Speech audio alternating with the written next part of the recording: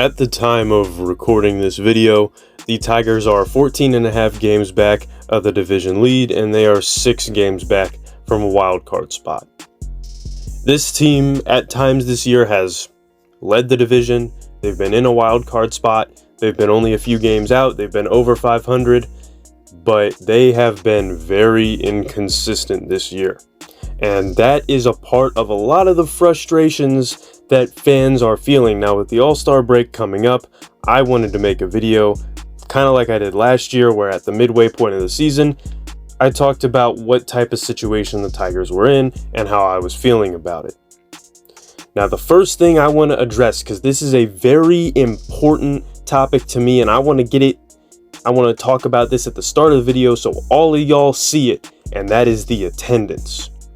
The attendance is not bad because the Tigers have a bad fan base. The attendance is bad because the Tigers right now are not very good.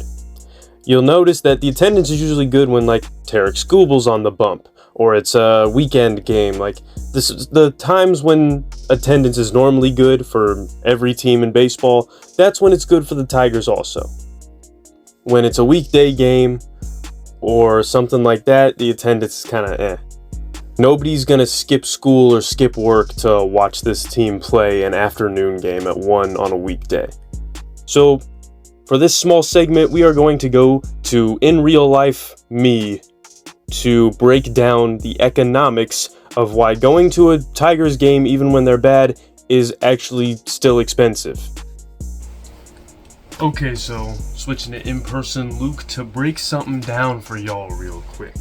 So a lot of times on Twitter, when I get into debates with people about the Tigers attendance, something that I usually say is people don't want to spend their hard-earned dollars to watch a terrible team.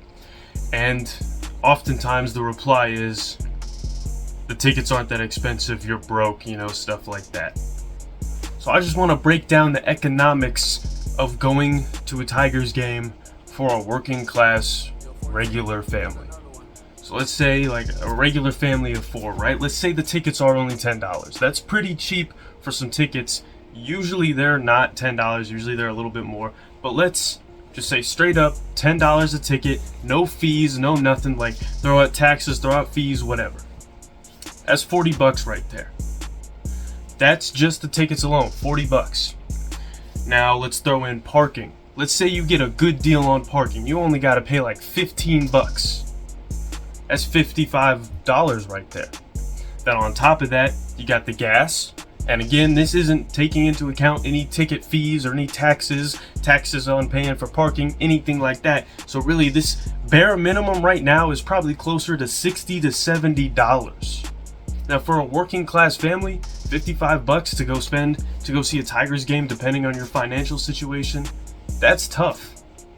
A lot of working class family, that's a rough amount to pay to go see a bad baseball team.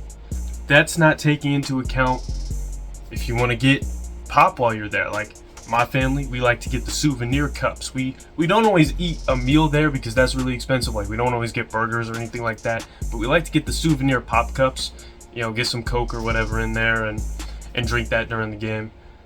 So 4 of those, let's say drinks, I think last time I checked, the souvenir pops are around like $10, I think. Around $10, that's another 40 on top of it. So with the 50, that's $95 right there.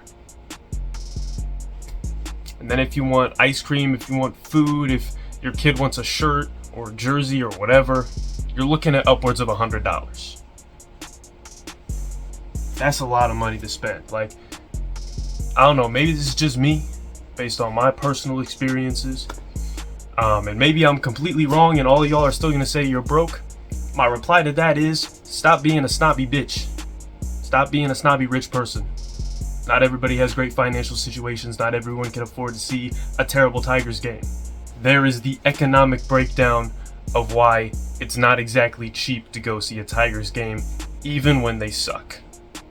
Okay, so now that we got that out of the way, that's just an important topic for me, we can talk about the baseball. Even though the Tigers just beat the Phillies, they do this all the time where they beat a good team and you think they're going to go on a run, and then they don't, because they're the Tigers.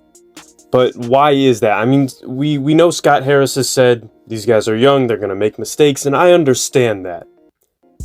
But you still have older guys in the lineup. Like, you have a healthy mix of younger and older guys, and then you've got intermediate guys that should be doing way better than they actually are, and it's just terrible. Because what sucks even more is this team has so much potential. They have one of the best rotations in all of Major League Baseball. You've got Cy Young candidate, probably gonna win it, Tarek Skubal. You've got Reese Olson, who is pitching outside of his mind every outing, but then the offense fails him and he picks up a loss. You have Jack Flaherty, who his strikeout numbers are amazing right now, but again, the offense usually fails him. Now, obviously, once you get to the back of the lineup, you've got Casey Mize, who's been kind of meh. I'm a Casey Mize fan myself. I don't think he's been that bad. I don't think he's been all-star level. I don't think he's been up at the level of all those other guys that I just mentioned, but I do think he is still a good pitcher. And then you have Kenta Maeda, who either gives up a lot of runs when he does pitch a full outing, or he gets injured within the first inning. So I don't want to call him a bad pitcher, like he's a good pitcher, but right now he is not living up to the expectations that we had for him. I think he can still get there, but he's not living up to the expectations we had for him. And Matt Manning, who gets called up from AAA every once in a while to pitch, he's actually done a pretty solid job in my opinion. So why is this team terrible? It's because of the offense. The offense is really bad. I mean, the defense the defense is solid, but sometimes they make mistakes and that costs us the game. But it's mainly the offense's inability to hit for average or hit for power and just score runs in general. I mean, you've got guys like Mark Canha and Gio Urshela who can get on base pretty well. They're veterans. They've been playing this game a long time at a high level. They know what to do. Usually they're used as guys to get on base and get in scoring position. The problem with that is, once they're in scoring position, you still need somebody to drive them in. And there isn't really anybody. I mean, you've got Riley Green, who undoubtedly is an all-star. Riley Green is one of the best left fielders in the American League. He should be an all-star. He's been playing really well this year. But baseball's a team sport. So where are the rest of the guys? Kerry Carpenter started off the season really well. He's hit 8 home runs in 50 games, but he got hurt. Spencer Torkelson, coming off a 30 home run, nearly 100 RBI season, forgets how to play baseball. You've also got Matt Vierling, who he's actually been solid. He's hit 9 home runs, 250 average, 285 on base percentage. He's a pretty solid player, but he's not a guy who's going to really carry you to a win. But I like him. You've got Wencel Perez, has been a great surprise ever since we called him up. I love him. I think he is going to be a huge piece of this team going forward because he's gritty, he's tough, and he's also pretty good at hitting the baseball. So Wencel Perez, great for this team. I love Wencel Perez. Along with that, Justin Henry Malloy, he's been playing pretty solid ever since we called him up. I mean, he's not the most consistent bat in the world, but he's young, he's learning, and so far, I think he's played pretty solid. Obviously, again, not the best, but in the future, I can see him being a really good hitter. Zach McKinstry has been very up and down. Recently, he's played better. A lot of people have been calling for him to be DFA'd. I'm kind of on the fence about that. I think he still could be a really good piece of this team, but if he doesn't pick it up soon, I can't defend it.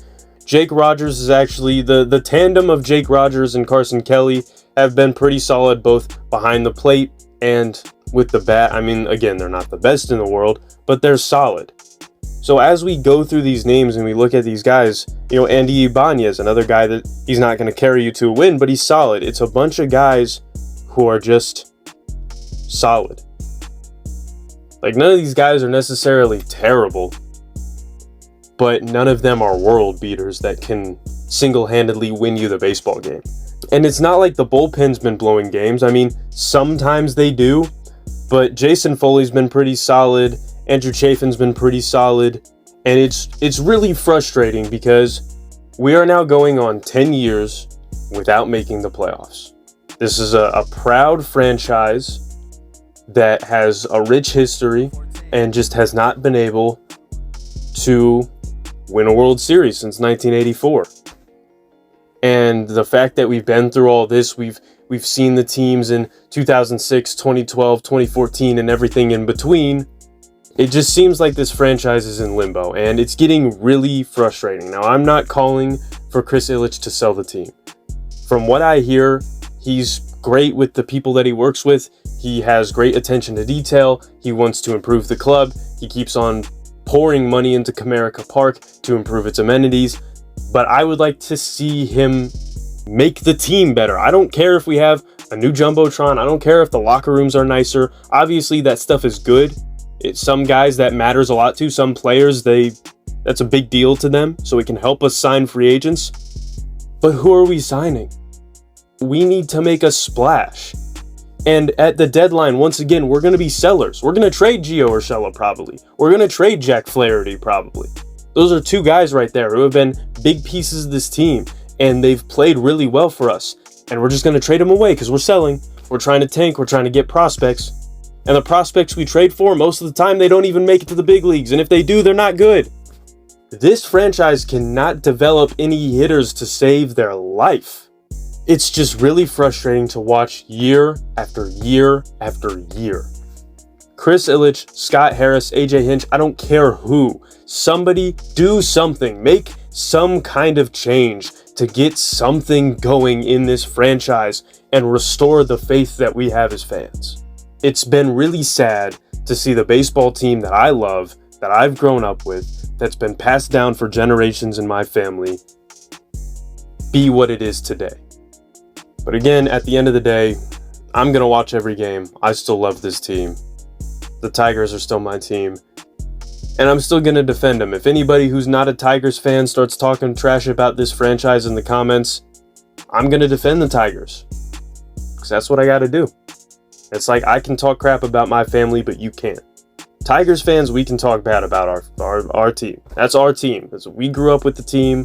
We love the team. We can talk bad about them. We can critique them. I'm Limitless Pulls. Thank you guys for watching. I hope the Tigers pick it up in the off season or later in the season or something.